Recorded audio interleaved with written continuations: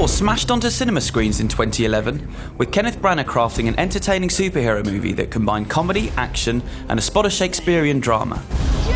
After an appearance in The Avengers, Chris Hemsworth is back for a third time, battling an army of Dark Elves led by Malekith. These elves were defeated by Thor's grandfather, but a handful then spent thousands of years in hibernation, and have now awoken with plans to plunge Asgard into eternal darkness.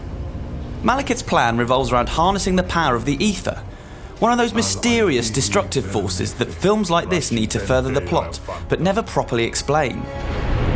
But the ether's rather bizarre location, underneath an abandoned factory in northeast London, means that both hero and villain must journey to Earth, where Thor's girlfriend Jane Foster is rather understandably annoyed that he hasn't been in touch for 2 years. But I saw you on TV. You were in New York.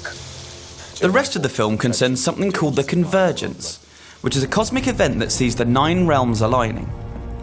It means that the characters can traverse between those realms, but don't worry if you can't understand the concept, as it's explained over and over again throughout the film. The action is great. Director Alan Taylor taking everything he's learned directing Game of Thrones and applying it to the superhero genre to give us gritty, impressive battle sequences.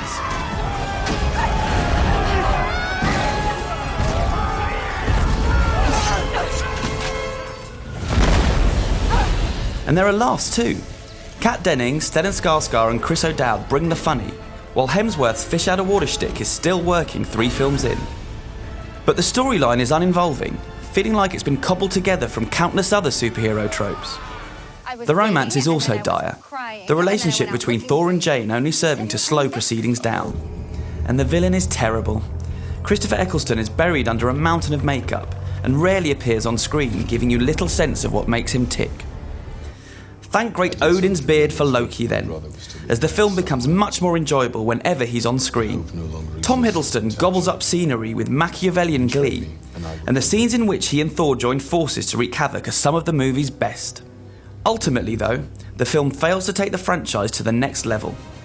In this post-Avengers world, Marvel's standalone superhero movies need to work doubly hard to make their mark.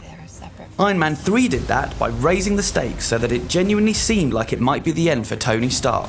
But this film feels less like a dramatic escalation and more like a bland continuation.